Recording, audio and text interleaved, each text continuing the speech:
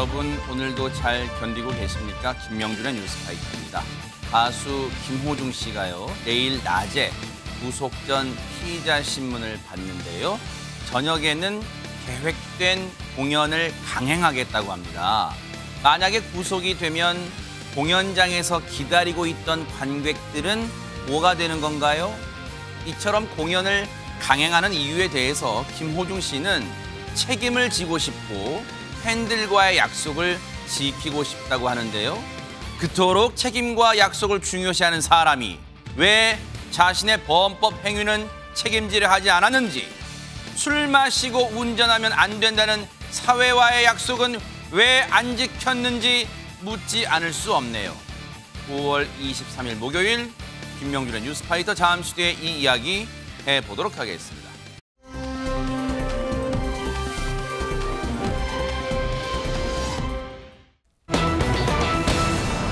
자, 터널 입구에 터널 입구에 걸린 꽤, 이거 어떻게 읽어요, 김효성 기자님 이거? 네, 꾀끼 깡꼴끈이라고 합니다. 그렇게 잘하세요 이걸 또? 저는 처음 들어본 단어인데요. 읽기도 힘들고 무슨 뜻인지도 모르겠는 이 문구가 아주 눈에 띄는 곳에 떡하니 등장해서 화제가 되고 있습니다. 대체 어디에 이런 문구가 걸린 걸까요? 사진을 통해 한번 보시겠습니다. 네네. 부산의 한 고속도로입니다. 어머나? 그런데 터널 입구예요. 터널 이름보다 더 크게 저렇게 5글자, 흰색 글자들이 딱 보입니다. 진짜 써있네요, 진짜 저렇게. 네, 꾀끼 깡꼴끈입니다. 자, 여러분 다 같이 한번. 꾀끼 깡꼴끈. 이거 뭐예요, 근데? 어머. 저렇게 커다랗게 걸려 있는데 무슨 뜻인지 저도 잘 모르겠네요. 아니, 근데 일단은 저게 무슨 요즘 막 최진봉 교수님. 네. 막 줄여서 말하는 표현 있잖아요. 네, 그렇죠. 뭐 그렇게 꾀가 많은 꾀꼬리가 그런 줄여서 쓴 거예요. 이게 뭐예요? 꾀끼 깡꼴끈이. 그거 너무 길잖아요. 그래서 그건 네. 아닌 것 같아요. 어허. 그래서 저도 좀 이해가 안 되는 단어인데 사실 네. 부산에 있는 시민들도 이게 부산에 걸려 있거든요. 부산 어허. 도시고속도로 안에 어디에 네. 있냐면 대연터널이라는 곳이에요. 그러니까 터널 이름도 저 밑에 있는데 터널 이름보다 훨씬 크게 저 대연터널 써 있네요. 예, 그게 꾀끼 깡꼴끈이라고 써 있다는 거죠. 그래서 아하. 부산에 있는 분들 저기 지나다니면서 누리꾼들이 이게 뭐지? 무슨 말이야? 도저히 이해가 안 된다는 반응을 보이고 있고요. 아하. 그런데 그 후에 이 단어를 어디선가 들어봤다는 누리꾼이 등장했다는 겁니다. 그래요? 예.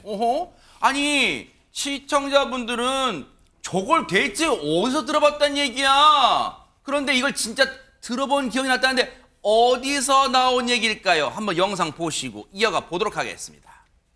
공무원들을 공적 선의의 존재다. 이걸 잘 하기 위해서는 5가지가 필요합니다. 5가지. 첫째는 좀 꾀가 필요합니다. 꾀. 우리 지혜. 두 번째는 끼가 있어야 됩니다.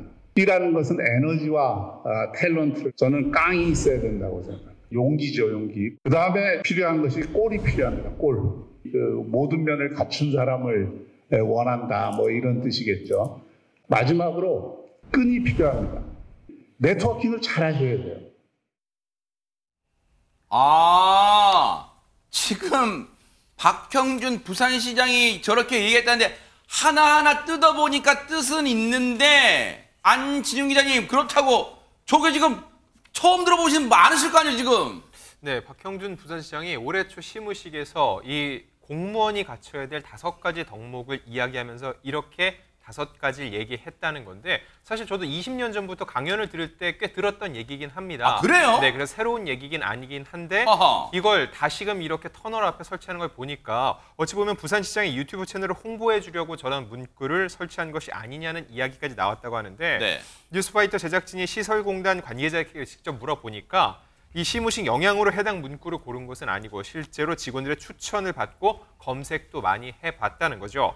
그리고 저 문구를 설치한 곳이 저렇게 터널 입구, 즉 제약된 공간이다 보니까 함축적 의미를 담을 수 있는 문구를 선정하게 됐다는 입장이었습니다. 일단은 꾀끼 깡꼴끈이 한 글자마다 나름의 의미가 있는 단어라는 건 알겠어요. 글자라는 건 알겠는데, 그런데 여기서 또 궁금증이 있어요. 허주현 변호사님. 자, 저런 뜻이라면 부산시청이나 각 공무원들이 근무하는 곳에 해두면 될 것이 왜 저걸 터널 입구에 큼지막하게 해둔 거예요? 다른 것도 아니고.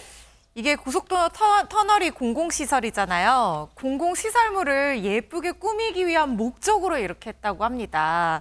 관계자에게 직접 들어봤는데 부산시 공공디자인 개선을 위해서 이걸 첫 사업으로 진행했다는 거예요.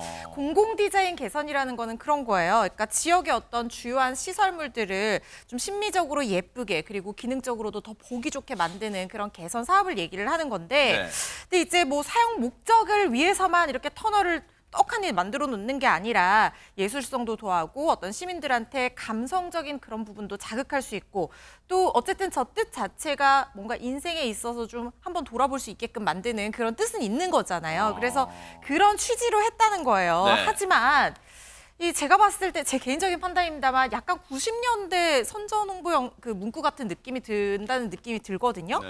그리고 이제 바로 봤을 때 직관적으로 무슨 뜻인지도 모르다 보니까 이 시민들의 반응은 좀 차갑습니다. 아, 그래요? 이게 뭐 예산 절약을 위해서 뭐 직원들이 직접 설치도 했고 시민들 반응 살피기 위해서 일단 한 곳만 설치했다고는 하지만 시민들은 내가 고속도로에서 빠르게 달리다가 저걸 떡 보면 떡하니 있으면 저 글자의 의미를 생각하느라 뭔가 집중력이 흐트러져서 운전에 방해가 될 수도 있을 것 같고 저게 심리적으로 봤을 때 아 예쁘다 이런 생각이 든다는 의견은 많이 없는 상황이거든요. 근데 이제 설치 예산이 수백만 원 정도 들었다고 하는데 누리꾼들 반응이 좋지 못해서 좀 네. 아쉬운 부분이 있습니다. 아니 심혈을 기울인 부산시설공단 입장에서는 좀 난감하기도 하겠는데 일단 네티즌 분들 의견 중에요. 최명규 원장님. 저게 이제 고속도로 터널 입구란 말이에요. 그러면 실제 운전자 입장에서는 저 뭐야? 하면서 혹시 시선을 잠깐이라도 뺏길 수가 있어요? 운전하다가? 그거는 가능합니다. 뭐? 왜냐하면 운전은 굉장히 단순한 행위 같지만 눈으로 엄청나게 많은 계기들을 봐야 되고요. 어허요. 손발이 동시에 움직이기 때문에 굉장히 복잡합니다. 네. 그래서 운전하다가 운전하지 않을 때는 화 안 내는 사람이 운전하다가 화내는 것도 자동차 운전은 집중을 요하기 때문에 흥분이 돼서 화를 더 많이 나게 한다는 이론도 있습니다. 그래요. 그거를 생각하다가 보면은 저기에 주의 집중을 갖다 하다가 보면은 다른 거를 못 보될 가능성은 있고요. 네. 그렇기 때문에 저게 뭐 그게 1%가 될지 10%가 될지 뭐 20%가 될지 0.1%가 될지 모르겠지만 아하. 사고의 가능성을 갖다 늘릴 수 있다는 건 이론적으로 가능합니다. 그래요.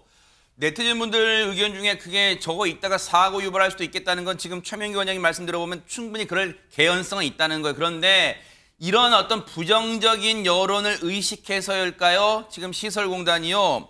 지금 대연 터널 위에 있었던 꾀끼 깡꼴끈 그 대형 글자 구조물을 오늘 밤에 철거할 예정이라고 합니다. 지금 저렇게 가려놨어요.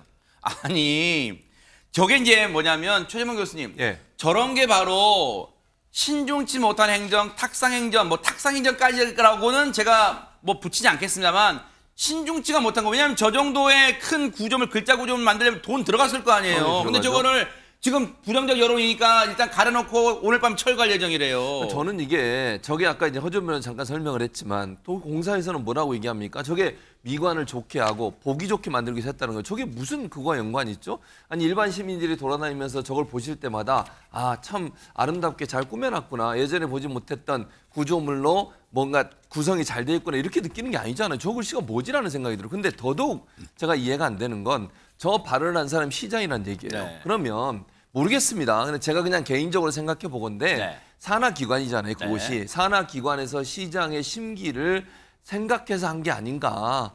뭔가 좀 잘 보이려는 시도가 있지 않나 의심을 사기에 충분한 내용이에요. 네. 예를 들면 시장이 한 말을 저것도 어려운 단어로 풀어서 쓴 것도 아니고 네. 저렇게 글씨를 쓰게 되면요. 사실은요. 뭔가 산하기관 입장에서 시장에게 뭔가 좀 좋은 이미지를 심어주려는 의도로 했다고 하는 의심을 피하기가 어렵다는 점에서 좀 이해가 안 되고 두 번째는 세금을 들여서 하는 일이라고 하면 네. 충분히 의견 수렴하고 주민들의 의견도 들어보고 그리고 나서 결정할 문제이지 저렇게 덥석덥석 해놓고 나중에 문제가 되니까 또 가리고 또 저거 철거하는데 돈 들어가잖아요. 맞아요. 세금 낭비하지 않았으면 좋겠습니다. 그리고요. 위치도 저걸 설치했던 위치도 위치지만 이런 생각도 들어요. 시청자분들도 그런 생각 하시겠지만요. 꾀끼 깡꼴끈 앞서 박형준 부산시장이 직원들 앞에서 했던 그 말 쭉 들으니까 어떤 생각 들으세요? 감동 감화가 되는 게 아니라 어떤 생각 드세요? 훈계성이잖아요. 훈계. 이런 사람이 되어라. 이런 덕목을 갖춰라. 그런 훈계성 글자를 하니 어떻게 시민들한테 감동 감화가 되겠습니까? 그것도 생각을 좀 했어야 되는 거 아닌가 이런 생각해 봅니다.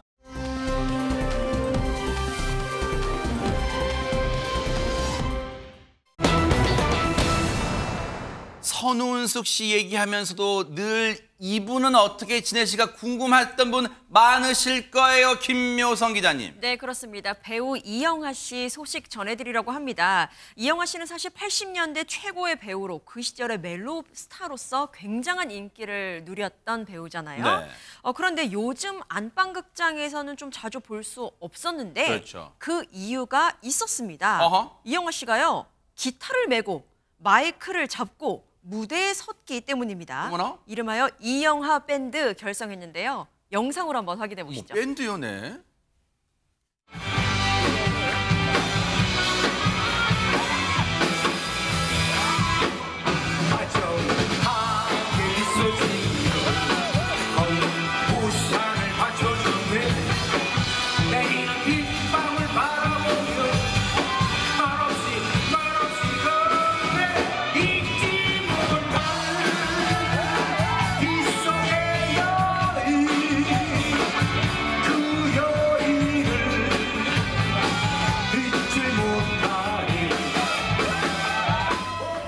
각계의 다른 사람들끼리 모여서 음악을 통해서 서로 소통하고 또 힐링을 느끼고 음악을 통해서 행복을 추구하다가 이 행복을 함께 나눔을 가지면 어떨까 해서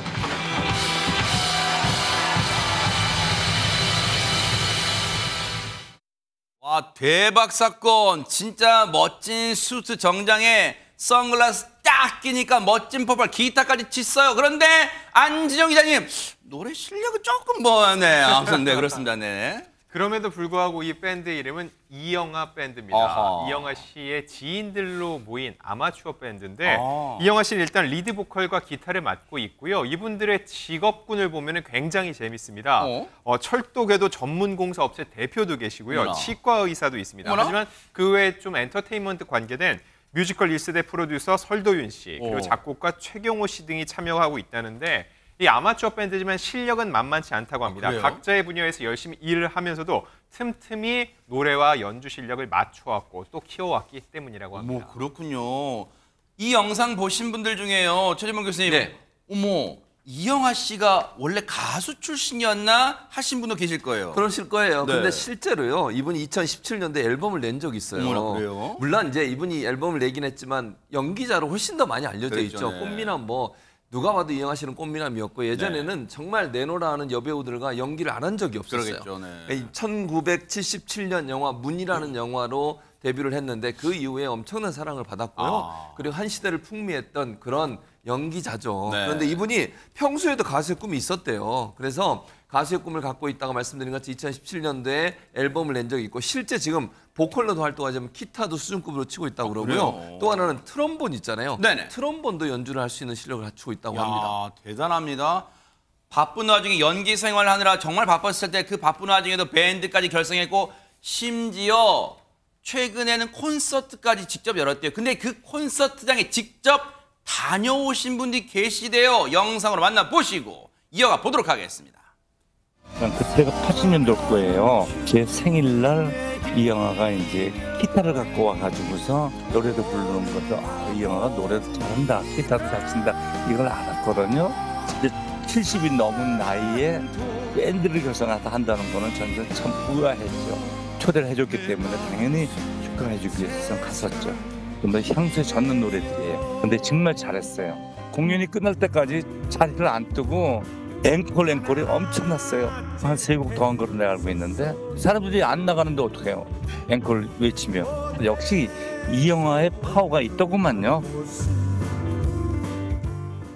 아, 이영하의 파워가 있었다는 것을 실감했다는데 앞서 영상에서 빗속의 여인 부를 때 그 노래보다 지금 이 잔잔하게 깔렸던 이영하 씨 노래가 정말 귀에 달콤하게 다가오는데 지금 그 콘서트장에 다녀오신 분도 우리 눈에 좀 익은 분이에요. 허준 변호사님. 네, 방금 인터뷰 영상에서 보셨죠. 바로 배우이자 영화 제작자인 한지일 씨도 이 콘서트장에 직접 찾아가셨다고 합니다. 두 사람 인연이 상당히 오래됐어요. 같이 영화에 출연한 적도 있는데 제가 기억하기로는 그 임권택 감독의 나비품에서 울었다. 이게 83년 작품인데 그때 같이 출연했던 걸로 기억을 하는데 여기에 이 인연으로 오랜 지인으로서 또 가서 직접 초대를 받아서 가셨다고 하는데 영상도 찍어주고 그리고 응원도 해주셨다고 합니다. 네. 오늘 제작진과 통화해서 뒷이야기를 전해준 건데요. 네. 300석 이상 되는 좌석이 꽉 찼고요. 향수를 자극하는 옛 노래들을 많이 부르면서 엄청난 호응을 끌어냈다고 합니다. 공연이 끝나고도요. 계속 앵콜 막 한 번 더 불러주세요. 가지 마세요. 난리가 났다는 거예요. 네. 그래서 역시 이 영화 파워를 실감했다. 이렇게 이 관람평을 전해주셨고요. 네. 요즘 어떻게 지내냐 바쁘냐 이렇게 간단한 근황을 나누기도 했고 또 초대해줘서 고마웠다. 축하해주기 위해 다녀왔다. 이렇게 소감을 말씀해 주셨습니다. 야, 앵콜곡으로 3곡을 더 끌어냈으니 그날 관객분들은 본전 충분히 뽑으신 것 같다 이런 생각도 해봅니다만 김효성 기자님 갑자기 문득 이런 생각이 들어요. 왜 이영하 씨가 갑자기 이렇게 밴드까지 결성해서 막 공연을 하러 다니고 그러는 걸까요? 이 밴드명이 이영하 밴드였잖아요. 네. 근데 그 뜻이 영하게 하하하 웃으며 살자라는 뜻을 갖고 있다고 합니다. 진짜예요? 그만큼 평소에 지인들과 함께 모여서 노래 부르고 이렇게 즐기는 것을 좋아했었는데 여기서 그치는 것이 아니라 주기적으로 연습도 하고 공연도 해보고 싶어서 밴드를 결성하게 됐다고 합니다. 근데 무대에 서기로 했으니까 수익금이 생길 수도 있잖아요. 그 수익금은 주머니에 쏙 하는 것이 아니라 모두 문화예술단체 그리고 소외계층을 위해서 다 기부를 한다고 합니다. 그러니까 공연장을 찾으시는 분들한테도 노래도 듣고 기부도 할 수 있는 일석이조의 기회가 되는 거죠. 네. 근데 여기서 그치는 것이 아니라요. 이영하 밴드가 오는 6월에 울릉도를 갑니다. 어머나. 근데 여기에서 20년째 울릉도에서 터줏대감으로 살고 계시는 세시봉 출신의 가수 이장희 씨. 이장희 씨 맞아요, 네. 이장희 씨와 함께 공연을 하기로 했습니다. 아. 이번 공연은 이영하 씨의 제안으로 이루어졌는데요. 이영하 씨가 울릉도로 한 10번 이상 방문할 정도로 굉장히 애정하는 곳인데 첫날 공연은 경찰, 군인, 공무원들을 대상으로 위문 공연을 펼치는 거고요. 그리고 두 번째 공연은 울릉도민과 관광객들을 대상으로 한 그런 공연이라고 합니다. 네. 역시 이 모든 것이 나눔 콘서트라고 합니다. 세상에. 아니 최명규님 그런 생각이 들어요. 이영하 씨를 보면서 많은 남자분들은 질투심을 느끼잖아요. 뭐야! 얼굴 잘생겼는데 진짜 못하는 게 없어! 막 그런 생각도 들 텐데 그 바쁜 와중에 그냥 취미로만 하는 줄 알았는데 수준급으로 연주를 하고 그리고 나눔 공연까지 이거 정말 대박입니다. 네, 저렇게 다양한 활동을 할 수 있는 거를 우리는 굉장히 높은 활동성을 갖다 지니고 있다고 합니다. 높은 활동성을 지닌 사람들은 다양한 곳에 관심이 많고요. 새로운 일을 좋아하고 그런 다음에 한 군데 틀어박혀 있는 것보다는 여러 군데 다니는 걸 좋아해요. 그러면서 오히려 아마 나이가 들어갔을 때 아마 자기 인생에서 거의 다 해봤는데 내가 혹시 안 해본 것 중에 재밌는 게 남은 게 뭔가 아마 생각해 봤을 거예요. 그러다가 이게 밴드야. 그런 다음에 내가 나이가 이 정도 들었으니까 노래를 엄청 잘하지 않더라도 어느 정도 이해를 받기 때문에 가장 좋은 타이밍이 아닌가 라는 생각도 해봤을 것 같아요. 그럴 수도 있을 거예요. 어쨌든 안진용 기자님, 이영하 씨 소식을 근황을 많이 궁금해했던 분들은 정말 반갑게 느끼셨을 것 같아요. 네, 그런 와중에도 이 선운숙 씨 최근 소식이 있었기 때문에 이영하 씨는 혹시 재혼이나 그런 것엔 관심이 없나 생각할 수 있는데 실제로 재혼설에 시달린 적이 있었는데 이영하 씨는 정작 한 번도 재혼을 생각한 적은 없다고 합니다. 그 이유는 네. 한 달 약속이 무려 45번이라고 합니다. 한 달이 30일이죠. 근데 약속이 45번이니까 하루에 1.5개꼴로 사람을 만나야 되니까 누굴 만날 시간이 없고 더 중요한 거 본인들은 손주들을 돌보는 것이 최고의 행복이기 때문에 지금은 재혼을 생각하고 있지 않다고 합니다. 네. 이영하 씨의 삶도 뭔가 굉장히 중요하잖아요. 팬분들 입장에서는 앞으로 또 멋진 생활, 또 꽃길을 걷는 인생 또 응원해 보도록 하겠습니다.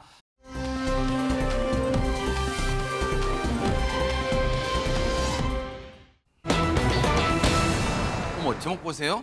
15년 전세살이 끝낸 유재석.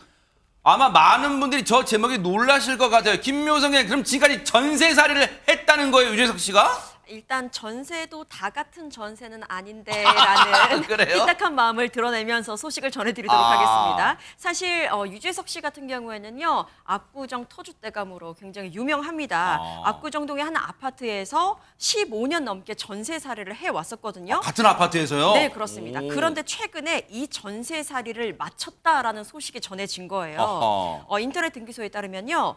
유재석 씨가 지난해 9월 14일에 서울 강남구 논현동의 한 아파트를 매입했습니다. 네. 그리고 지난 2일에는요. 소유권 이전까지 마친 거예요. 그러니까 이 서류상으로도 완전히 지금 이곳으로 넘어오게 된 거죠. 네. 그리고 등록 주소지도 보니까 역시 변경을 한 것으로 보아서 네. 실제 거주하는 곳이 지금 바로 이곳이구나라고 추정을 하고 있는 상황입니다. 네. 압구정동에서 어쨌든 다 같은 강남입니다만 압구정에서 이 논현동으로 이사했다. 근데 최재범 교수님, 예. 전세 사례를 끝내고 이 새 집으로 갔다. 단순히 이사했다는 것 때문에 지금 화제가 되는 건 아닐 거 아니에요? 그건 아니죠. 그러니까 이 집이 어떤 집이냐 때문에 화제가 또 되고 있어요. 아, 그래요? 지금 이제 말씀하신 것처럼 전세를 끝내고 집을 구입을 했는데 이 금액이 매입한 금액이 얼마냐면 86억 6,570만 원이에요. 대박 사건. 네. 그래서 이제 거의 87억 원 정도 와. 되는 거잖아요. 전용 면적 199제곱미터인데 우리 이제 평수로 하면 60.2평 정도 되고요. 서울 강남구 논현동의 펜트하우스인데 네. 여기가 지금 구성된 게 보니까 방이 5개고요. 네. 욕실이 3개고요. 단독 테라스를 갖추고 있는 것으로 알려지고 있습니다. 와. 지금 이제 화면에 나오는 게 저게 아마 이제 저렴인데. 그 같은 모델의 네, 집인가 맞습니다. 봐요. 어머, 예. 세상에. 저 이제 펜트하우스 와. 가장 꼭대기에 있는 집이라고 볼 수 있을 것 같고요. 와. 또 하나 놀라운 것이 그냥 궁전이네요, 궁전. 그렇죠. 이게 단독 테라스가 있는 곳이기 때문에 네. 뭐 비쌀 수밖에 없고요. 또 네. 하나는 이게 보통 이제 그 등기부 등본 같은 걸 떼보면 은행에서 돈을 빌려서 집을 사게 되면 근저당이 설정돼 네, 있잖아요. 그렇죠. 네. 근데 지금 유재석 씨 같은 경우에 전혀 근저당 설정이 안 돼 있어요. 그 말은 무슨 말이에요? 현금으로 구입했다고 볼 수 있는 거죠. 예. 클래스가 다른 유재석 씨였습니다. 대박 사건입니다. 아니 근데 안진영 기자님, 저 87억 원에 육박하는 저 펜트하우스를 전액 현금으로 샀다는 것도 진짜 놀랍지만, 근데 87억짜리 집이 있다는 것도 대박 사건입니다. 몇 가지 요건을 갖췄기 때문인데요. 한남대교 올림픽대로 경부고속도로를 바로 탈 수 있습니다. 지리적으로 굉장히 좋죠. 유재석 씨는 워낙 촬영지가 많기 때문에 이렇게 교통 요충지를 고른 것으로 보이고요. 와. 또 이 집에 대해서도 하나 설명해 드릴 게 있습니다. 네. 디자인이 남다른데 세계적인 건축가 장 미셸 빌모트가 맡았다고 합니다. 이 사람 이렇게 얘기하면 잘 모르실 텐데 네. 프랑스 이제 파리 엘리제궁 그리고 아하. 루브르 박물관 실내 장식에도 참여를 했던 분이라고 하고요. 네. 한국적인 아름다움을 표현한 단지 외관이 인상적이라고 합니다. 하지만 이런 것뿐만 아니라 실제로 살아가는 데 있어도 편리성도 따져야 되는데 일단 3중 보안 시스템으로 사생활 보호가 철저하다는 거죠. 그래요? 또 건물에 집사가 상주합니다. 그래서 방 청소, 세탁, 비즈니스 지원, 여행 예약, 홈 스타일링 등 다양한 특급 호텔급 서비스가 제공된다고 하고요. 또 단독 테라스가 있습니다. 사실 유재석 씨 정도 되는 스타면은 아무래도 집 근처 공원도 가기가 쉽지 않죠. 그러니까 혼자만의 시간을 보낼 수 있는 그런 공간을 가진 집을 마련했다고 볼 수 있는데 이곳은 유재석 씨 외에도 한효주 씨를 비롯해서 스포츠 스타들도 살고 있습니다. 그래요? 근데 이 기사에 네. 사실 적지 않은 부정적 댓글도 달리거든요. 근데 그건 따져봐야 됩니다. 어떤 한 분야에서 대한민국에서 최고의 인기를 누리는 사람이 가진 재력을 따져봤을 때 유재석 씨가 이 집을 사는 게 과연 무리했는가라는 생각이 들고요. 또 한 가지 생각해 볼 거는요. 유재석 씨는 지금 누적 기부금이 이 집값을 넘을 정도 되는 스타일이기 때문에 어머나. 그냥 자본주의 사회에서 본인이 일한 만큼의 돈을 지불하고 무언가를 가졌을 때는 충분히 그거를 이해해주는 문화도 필요할 것 같습니다. 그러네요. 그런데 이번에 이제 유재석 씨가 이사를 한 강남구 논현동이라는 동네가 이사를 가면 우리 보통 그런 느낌 있잖아요. 허점에서 옛날에 살던 동네하고 좀 낯설다 막 그런 느낌은 많이 받는데 유재석 씨한테는 뭐 낯선 곳이 아니라면서요, 이게. 논현동에 유재석 거리가 생기는 게 아닌가 이렇게 생각이 들 정도로 유재석 씨한테 논현동은 굉장히 익숙한 동네고요. 직장도 있고 투자한 건물도 있고 이번에 자기 집도 생기게 된 거예요. 예전부터 꽤나 연관이 깊었던 게 소속사, 투자한 땅, 건물 다 논현동에 있는데 2년 전에 본인 소속사 안테나잖아요. 안테나 소속사의 지분 20.7%를 30억이 넘는 돈을 주고 매입을 해서 이 회사의 3대 주주로 올라서게 됐거든요. 그날 또 어떤 보도가 나왔냐면요. 소속사에서 45m밖에 떨어지지 않은 사실상 뭐 마주보고 있는 상황이라고 생각하면 돼요. 그때 이제 나대지로 나온 토지와 바로 붙어있는 빌라를 198억 원 전액 현금을 주고 구매했다는 뉴스도 나왔거든요. 그때도 현금 주고 샀어요? 네, 전액 현금 진짜 부럽습니다. 그런데 이 빌라를 없애면 결국에는 이 땅을 건물을 올리게 되면 앞뒤로 다 쓸 수 있게 되면서 굉장히 똑똑한 투자를 했다. 뭐 이런 얘기가 나왔었는데 네. 그야말로 직주 근접인 상황이 된 게요. 이번에 86억을 지불해서 새로 입주하게 된 이 펜트하우스가 안테나 위치를 확인을 하면 걸어서 15분 거리라는 거예요. 네. 차로 4분이라고 하는데 뭐 차를 안 타는 게 이 정도면 낫지 않을까 주차하는 시간까지 하면. 그래서 업무, 투자, 거주까지 다 그냥 한 큐에 해결할 수 있는 그런 상황이 된 건데 글쎄요. 유재석 씨 사실 부동산 투자에 큰 관심이 없다고 했는데 그야말로 업무 효율성을 높이기 위해서 워커홀릭적인 그런 모습이 드러난 게 아닌가 뭐 이런 생각도 해봅니다. 네. 앞서 뭐 안지종 기자님 설명 중에 저 유재석 씨가 87억의 펜트하우스 매입했던 기사에 부정적 댓글도 달린다고는 합니다만 뭐 어디 그게 뭐 많게 하겠습니까? 그런데 유재석 씨니까 87억을 현금 주고 사도 사실 최명기 원장님 많은 분들이 배가 아프기보다는 그래 유재석이니까 할만해 그리고 유재석이니까 응원해 혹시 이런 게 더 많을 수도 있어요. 네, 맞습니다. 그런 다음에 유재석 씨도 결국은 세입자라는 입장이 임차인이었잖아요. 그렇기 때문에 제 추측엔 이렇습니다. 아마 이번에 임대차 계약이 거의 만료가 될 시점이었을 겁니다. 그러나 유재석 씨가 원래 살고 있었던 집은 사실은 전세보증금 자체가 보통 30억 정도가 이제 됩니다. 그런 다음에 그거를 임대료 전부 치게 되면은 이 임대료를 내는 거로 해서 이제 전월세를 하게 되면은 사실 그 비용이나 저 집을 사는 비용이나 비슷하다는 계산이 아마 재무관리자가 딱 했을 거예요. 네. 그러면서 전부 다 이게 같은 곳에 이렇게 몰아넣는 거는 사실 재무관리자가 제일 권하는 겁니다. 그래서 그건 이제 장근석 씨의 투자가 굉장히 유명합니다. 눈에 보이는 비슷한 곳에 네. 해야지 산다. 그래가지고 어떤 의미에서 회사도 샀고 건물도 샀고 그 다음에 남은 건 집밖에 없기 때문에 이제 집을 사더라도 나는 앞으로 계속 지속 가능성이 있다는 자신감이 이제 생긴 것 같습니다. 그럴 수 있어요. 안지중 기자님 앞서 뭐 부정적 글도 있다고 했지만 이 유재석 씨가 집을 87억 펜트하우스 샀다는데 네티즌들 반응도 좀 궁금합니다. 네, 탑 연예인 유재석이 저 정도면은 검소한 거다 이런 얘기도 있었고요. 네. 그리고 노력과 명예에 걸맞은 부다 저렇게 살아도 마땅하다는 얘기 맞아요. 있었습니다. 또 하나 윤우님, 유재석 플러스 하느님이죠. 윤우님이 준 웃음과 긍정적 영향의 가치는 사실 그 집의 그 값, 그 이상의 가치를 가진다는 긍정적 반응이 줄을 이었습니다. 아마 모르긴 몰라도 대부분의 네티즌 분들이나 시청자분들이 유재석 씨의 이 고급 아파트, 고급 주택을 산 걸 현금 주고 샀다는 것에도 배가 아파하기보다는 응원하고 같이 내일처럼 좋아하는 이유는 그만큼 수십 년 넘는 연예인 생활을 하면서도 진짜 요만한 뭔가 루머 하나 없는 그런 자기 사생활의 관리에 철저했던 유재석 씨 그리고 인덕을 쌓았던 유재석 씨 그 재능 덕분 아닌가 그런 생각을 해봅니다. 또 앞으로 좋은 소식으로 만나보길 또 기대해 보도록 하겠습니다.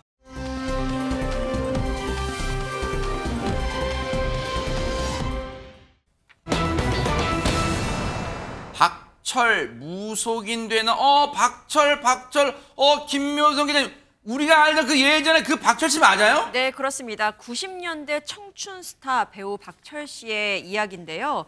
앞서서 우리가 80년대 스타인 이영하 씨를 만났잖아요. 네. 근데 그 바톤은 그대로 이어받아서 정말 원조 꽃미남 배우이자 하이틴 스타로 90년대 굉장히 큰 인기를 끌었습니다. 어허. 91년 공채 탤런트로 데뷔를 했고요. 정말 젊은이들이 가장 많이 봤던 당대의 최고 드라마였죠. 우리들의 천국, 별은 내 가슴에 맞아. 이런 드라마를 통해서 스타덤에 올랐고 또 99년에는요 라디오 DJ에 도전을 했는데 맞아요. 그간 어떤 꽃미남 스타와는 조금 결이 다른 아주 거침없는 입담으로 굉장히 큰 인기를 얻었습니다. 박철 씨가 무엇보다 그 라디오에서 대박나세요라는 멘트를 참 많이 했었는데 네.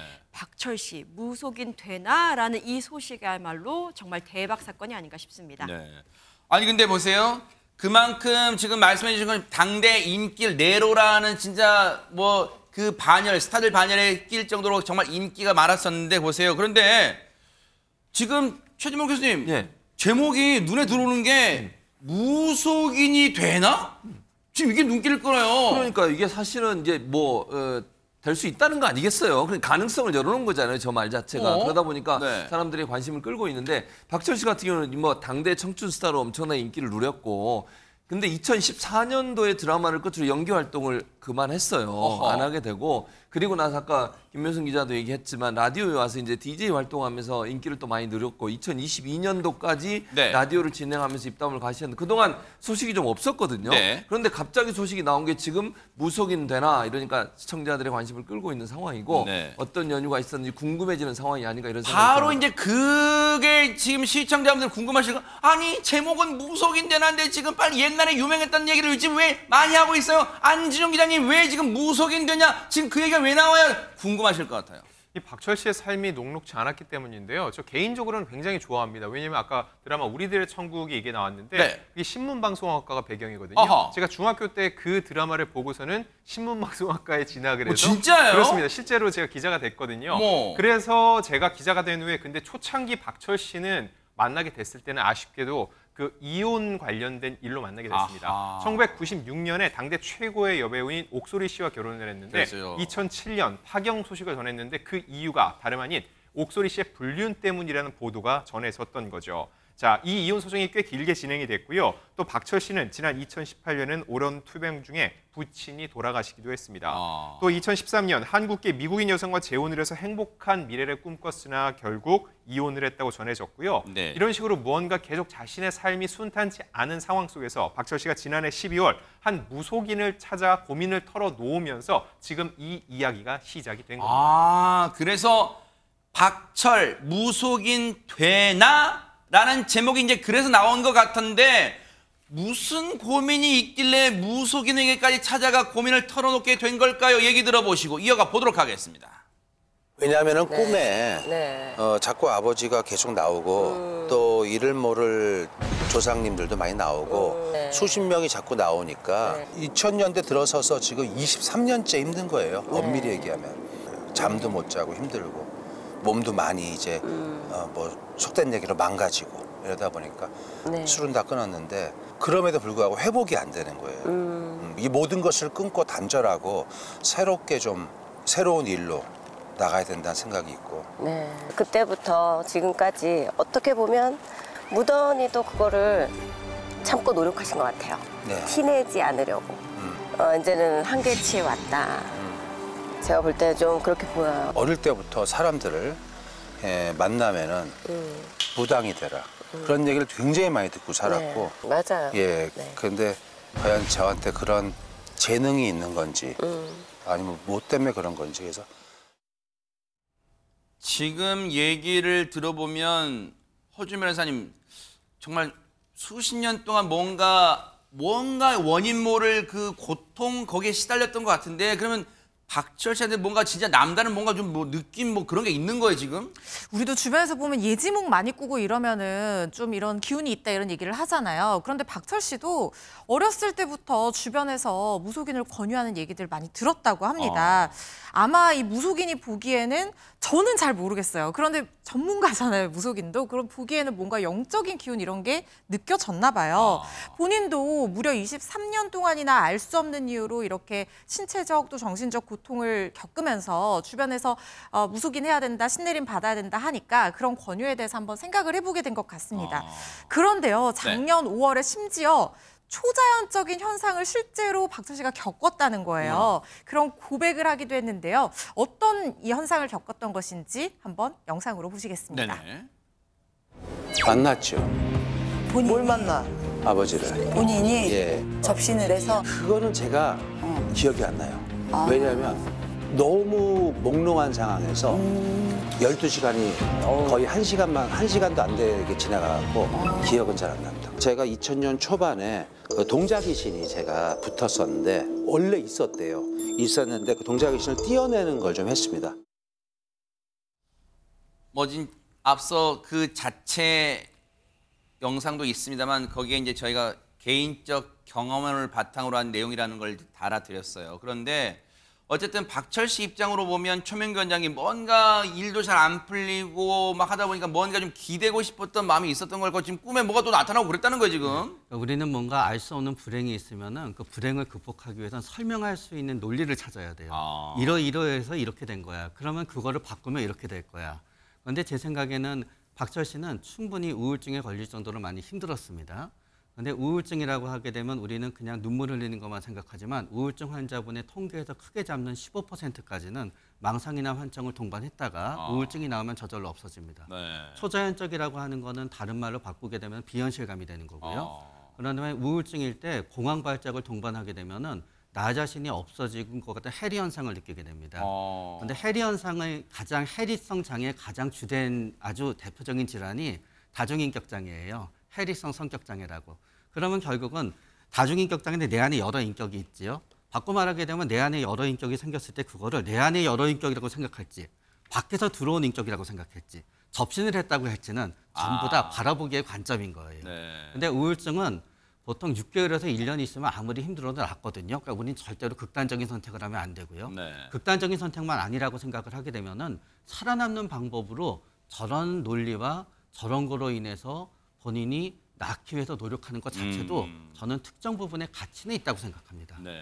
나름 박철 씨가 그 자기의 고통을 뭔가 줄이거나 없애기 위해서 나름 해결책을 찾고 있던 그런 과정 같은데 그러면 김묘성 기자님 그럼 고민의 해결 실마리는 찾은 걸까요? 어떻습니까? 네, 그래서 무속인을 만나서 뭐 특별한 기운을 북돋아 준다는 천신제, 천도제라는 걸 지냈다고 합니다. 그러니까 박철 씨가 워낙 술도 끊었는데도 몸은 나아질 기미가 보이지도 않고 잠도 못 자고 그런 상태였잖아요. 그런데 이 천도제 후에 몸이 좀 가벼워진 것 같고 나는 무속을 부정했던 사람인데 이제 존중한다라는 개인적 경험에 의해서 소감을 밝히기도 했습니다.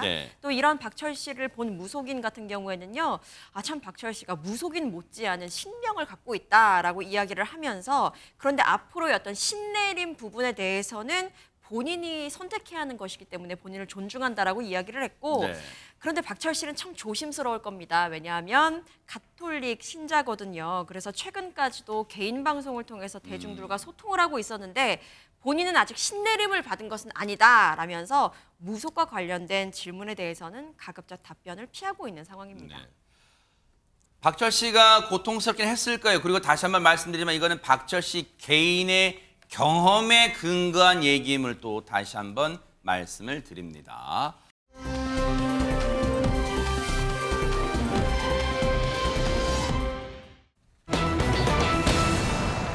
가수 김호중 씨. 오늘 뭐 법원에 요청했다가 거절당했다는 소식을 제가 본 것 같아요. 허주연 변호사님. 네, 가수 김호중 씨 금요일에 영장실질심사가 예정이 되어 있는 내일이네요, 상태인데요. 그러니까. 그렇습니다. 이 영장실질심사를 연기해달라고 요청을 했는데 법원에서 즉시 이 요청을 받아들이지 않았습니다. 김호중 씨가 왜 이걸 연기해달라고 요청을 했는지 정확하게 보도로 나오지는 않지만 가장 강력하게 추측되는 이유는 사실 김호중 씨가 오늘부터 이틀 동안 슈퍼클래식 오케스트라 공연을 강행하겠다라는 입장을 밝혔었어요. 영장이 신청됐다는 소식을 듣고 난 이후에도 이틀 공연을 하겠다는 의지를 보였었거든요. 그리고 그 이후에 모든 활동을 중단하겠다 이렇게 얘기를 한 상황이기 때문에 저기 보면 오늘 저녁 8시에 하는 거예요? 5월 23일? 오늘은 아마 진행이 될 것으로 보입니다. 그렇다고 하면 내일 저녁 8시에 공연을 해야 되는데 내일 낮에 12시 정도로 제가 알고 있는데요. 영장실질심사를 하게 되면 구치소에서 대기를 해야 되잖아요. 공연에 참석하지 못할까 봐 이렇게 연기 신청을 한 것으로 보이는데 이 부분에 대해서 받아들여지지 않은 겁니다. 영장심사 연기를 요청하는 경우는 왕왕 있는 경우예요? 아니면 이례적으로 요청한 걸까요? 허주연 변호사님 어떻습니까? 영장실질심사 연기 요청이 자주 있는 일은 아닙니다만은 요청하는 경우들이 있습니다. 주로 어떤 경우냐면은 일신상의 어떤 급박한 사정으로 치료를 받아야 되거나 몸이 안 좋아서 출석을 하기가 굉장히 어려운 상황인 경우라든가 아니면은 뭐 와야 되는데 비행기가 결항된다든가 이래서 물리적으로 출석 자체가 불가능한 경우에 수사기관과 협의해서 연기 요청을 하기도 하는데요. 그런데 이게 잦은 일은 아닙니다. 왜냐하면 괜히 연기 요청을 했다가 이 부분에서 구속 가능성이 높다고 판단될 우려가 있기 때문에 연기 요청 자체가 위축이 되는 경우들이 굉장히 많고요. 심지어 아픈 경우에 그래도 올 수 있으면은 뭐 휠체어를 타고라도 출석하라는 경우들도 많아서 잘 받아들여지지 않거든요. 그래서 이게 실무적으로 흔한 일은 아닙니다. 네. 일단은 내일 정오 낮 12시에 영장심사가 있어요. 그런데 앞서 보면 공연 시간은 저녁 8시예요. 혹시 영장심사가 이런 경우에는 허준 변호사님 일찍 나와요? 영장 발부 여부가? 보통 영장실질심사 일정이 오전에 잡히면 오후 5시쯤에 나오는 것이 일반적이고요. 오후에 잡히면 8시 정도에 일과 시간이 끝난 이후에 나오는데 만약에 정말 첨예하게 다투는 사안 같은 경우에는 뭐 자정을 넘겨서 나오는 결과가 나오는 그런 경우들도 있습니다. 보통 실무적으로 뭐 11시, 12시 이렇게 하면은 일찍 나오면 5시겠지만 제가 생각했을 때 8시에 나올 가능성이 높아 보이는데 한 7시 반쯤에 당직실에 전화하면 결과를 알 수 있는 경우도 있어요. 그런데 만약에 김호중 씨가 공연에 참석을 하고 싶다고 하면 사실 일정상 불가능한 가능성이 굉장히 높다는 생각이 들어요. 왜냐하면 어쨌든 구치소에서 계속해서 대기를 해야 되는 상황이고 만약에 구속영장이 떨어지면 바로 이제 구속이 되는 거거든요. 그렇기 때문에 공연이 8시라고 하면은 결국에 이 공연 앞서서 가서 뭐 준비도 하고 대기를 해야 될 텐데 물리적으로 이게 나오기는 좀 어려운 상황이 아닌가 하는 생각이 듭니다. 아니 그러면 안진용 기자님, 김호중 씨 측은 왜 이렇게 공연을 강행하려는 걸까요? 일단 출연료 때문은 아니라고 얘기했습니다. 왜냐하면 본인이 출연료를 받지 않겠다고 얘기를 했거든요. 또 한간에 나오는 이야기는 위약금입니다. 원래 나오기로 했던 공연에 나오지 않게 될 경우 이거에 대한 위약금이 나오지 않을까 했는데 이 역시 공연 제작사가 물어야 하는 상황이기 때문에 그것 때문에 강행하는 것은 아니다라는 게 소속사 입장인데 근데 하나 생각해 볼 필요가 있습니다. 이 공연은 클래식 공연이고 김호중 씨 외에 세계적인 소프라노도 참여를 합니다. 원래 이만석 공연인데 2주 전만 해도 이 매진이라고 소개가 됐었습니다. 근데 제가 며칠 전에 들어가 보니까 실질적인 판매율은 70%가량 됐거든요. 14,000 정도가 나가서 6,000 정이 남아 있었습니다. 그런데 정말 공교롭게도 그저께 70% 정도 이렇게 판매가 돼 있었는데 김호중 씨가 음주 사실을 인정한 후에 하루 사이에 1,000장이 빠진 게 아니라 더 나갔습니다. 이게 왜 그러냐? 결과적으로 볼 때는 이 팬덤이 김호중 씨를 지지하기 위해서 김호중에게 힘을 실어주자면서 이런 표들을 더 사들였다는 거죠. 이렇게 놓고 봤을 때 김호중 씨가 공연에서 빠진다 어떻게 될까요? 저는 이 14,000에서 15,000장 중에서 상당수가 김호중 씨 팬들의 표라는 생각이 드는데 김호중 씨가 안 나오는 것만으로 무더기 취소표가 나올 가능성을 배제할 수 없다는 겁니다. 지금은 공연 제작사에서 위약금을 따로 물지 않겠다고 얘기를 할지언정 만약에 김호중 씨가 나오지 않아서 이 무더기 취소표가 나와서 공연이 적자를 본다. 그 후에 그럼 이 공연 제작사에서 김호중 씨의 개인적인 잘못으로 인해서 우리 공연을 망치게 됐다 해서 김호중 씨에게 어떤 법적 조치를 취할 가능성을 배제할 수 없다는 거죠. 일단 이런 상황인데도 김호중 씨 측은 앞서 말씀드린 것처럼 공연을 강행하겠다 이런 의지를 밝히고 있어요. 내일 정오 낮 12시에 구속 전 피의자 신문 영장 심사가 이제 진행이 될 텐데 내일은 나오긴 나와야 돼요. 안 나오면 그건 괘씸죄가 될 거니까. 그러면 어떤 복장과 어떤 표정으로 나올까요? 그걸 조금 가늠해 볼 수 있는 영상 좀 보시고 이어가 보도록 하겠습니다.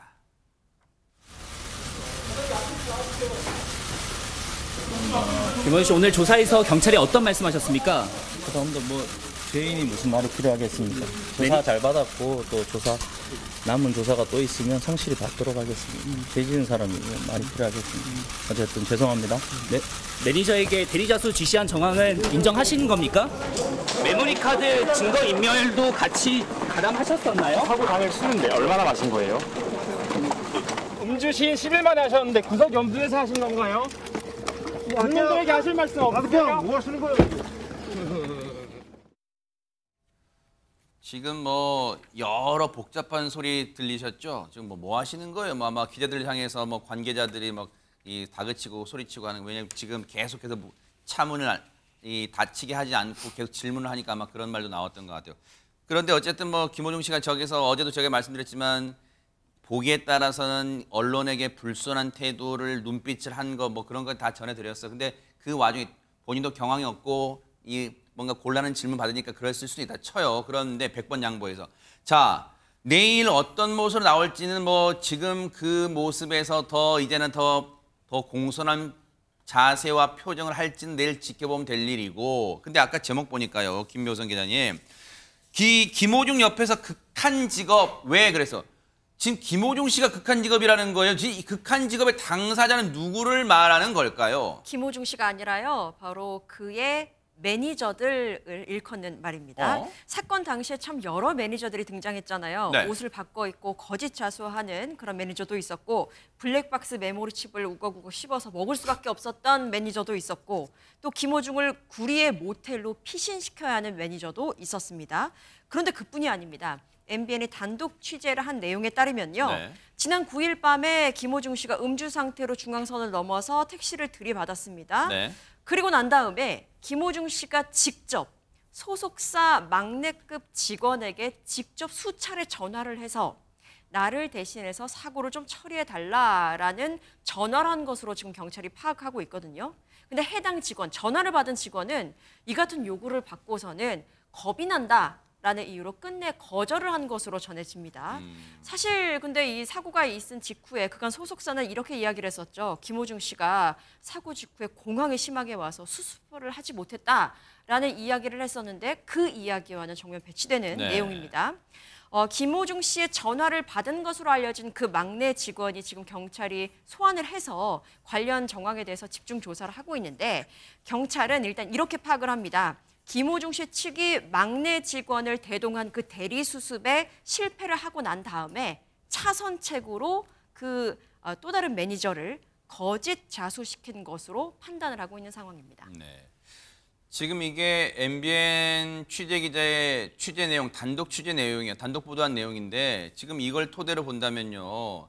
지금 그 사고 직후에 김호중 씨한테 대신 이 사고를 수습해달라, 처리해달라 이 말은 결국은 허준 변호사님 그거잖아요. 대신 허위로 자수해라. 네가 운전하고 사고 낸 것처럼 자수해라 이 말이잖아요. 근데 이게 지금 그 막내급 직원분이 자신은 거절했다고 경찰에 진술했다는 거예요. 그러면 이게 지금 진술이 확보된 상태라면 김호중 씨가 자신의 사고 증거를 인멸하는데 가담했다고 볼 수 있는 거 아니에요? 어떻습니까? 일단 지금 이 상황 자체만 놓고 보면 김호중 씨가 범인 도피를 교사했는데 그 부분이 실패한 상황으로 보입니다. 실패한 교사 같은 경우에는 예비음모죄가 있는 경우에는 보통 예비음모죄에 준해서 처벌을 할 수가 있는데 문제는 범인 도피죄 같은 경우에는 예비음모를 처벌하는 규정이 없고 그리고 본인의 사건이기 때문에 이 행위 자체로는 처벌이 안 될 수도 있어요. 그렇지만 지금 김호중 씨 측에서 주장하는 게 허위 자수를 방조했다는 것까지는 인정을 하는 것 같아요. 그러니까 옷을 벗어준 그 장면이 바꿔 입은 부분이 네. 나왔기 때문에 그렇지만 이 방조죄는 형을 경감하는 것이고 범인 도피를 교사한 거는 범인 도피죄와 똑같은 형으로 처벌이 되는 거거든요. 네. 그래서 아마 이런 정황들이 김호중 씨가 범인 도피나 증거인멸을 교사했다는 것에 대한 굉장히 강력한 어떤 근거 자료가 될 수 있을 것이고 설령 그것이 입증까지는 이어지지 않는다고 하더라도 이런 진술이 나왔다는 것 자체만으로도 김호중 씨의 형량에는 굉장히 부정적인 영향을 미칠 수 있을 거라는 생각이 듭니다. 김호중 씨한테 그러면 시달린 매니저가 이 사람 막내급 직원 한 사람뿐이었습니까? 어떻습니까? 안진용 기자님. 좀 거슬러 올라가서 김호중 씨의 전 매니저가 김호중 씨에게 돈을 빌려줬는데 받지 못했다면서 소송을 제기했다가 김호중 씨가 결국 패소한 사건이 뒤늦게 알려졌습니다. 네. 자, 김호중 씨 지금은 친척 형이 대표로 있는 회사에 있죠. 근데 그 전에 이 오디션 프로그램으로 스타가 되기 직전에 일하던 매니저가 있습니다. 근데 이 매니저 김호중 씨가 물신양면 지원을 했는데 이 오디션에서 입상한 뒤에는 말도 없이 지금 소속사와 계약을 했다고 주장을 했고요. 그러면서 지금까지 송금한 돈 가운데 정상금 2,300여만 원을 빌려준 것이니 돌려달라고 소송을 냈습니다. 네. 이에 대해서 김호중 씨 측은 터무니없는 주장이라고 반박했지만 결국 지난해 1월 법원은 전 매니저의 손을 들어줬습니다. 김호중 씨에게 22차례에 걸쳐 1,200여만 원을 빌려준 것이 인정된다면서 갚으라고 했다는 거죠. 근데 왜 이 소식이 지금에 와서야 알려졌나 확인을 해보면 패소한 다음 날 김호중 씨 측이 법원에 다른 사람 이 판결문을 보지 못하게 해달라며 열람 제한을 신청했던 겁니다. 김호중 씨는 대단한 능력과 재능을 갖고 있어요. 남들이 못하게 하는 그런 방법을 많이 써요. 그 판결문을 남들이 못 보게 하는 건 고유 권한이에요? 허주연 변호사 어떻습니까 이게? 판결문은 원칙적으로 비실명으로 누구든지 열람할 수 있도록 되어 있습니다. 다만 이제 사건 관계인 개인정보 보호 때문에 실명 처리를 안 해요. 왜냐하면 국민들이 이 판결문을 봐야지만 재판이 공정하고 투명하게 진행된다는 거에 대해서 이해를 할 수가 있고 사법 시스템에 대한 이해도도 높일 수 있기 때문에 이 공개가 되는 것이 원칙인데 다만 예외적으로 이런 식으로 뭔가 국가 안전이나 뭐 그 공공질서에 영향을 미칠 우려가 있거나 아니면은 김호중 씨 사건처럼 당사자가 신청해서 이 사건 관계인의 사회생활에 현저한 지장을 줄 우려가 있다는 것이 인정되는 경우에는 제한을 할 수가 있거든요. 그렇지만 본인이 공인이라는 이유 하나만 가지고 이런 사건 자체의 열람을 제한한다는 것은 형평성에 맞지 않다고 법원에서 본 것 같습니다. 그래서 원칙에 따라 김호중 씨의 신청을 받아들이지 않았습니다. 어쨌든 김호중 씨에게는 내일 낮 12시가 내일 정오가요. 운명의 시간일 거예요. 내일 어떻게 될지 뉴스파이터도 차분하게 내일 이 시간에 따라붙어 보고 또 소식도 전해드리도록 하겠습니다.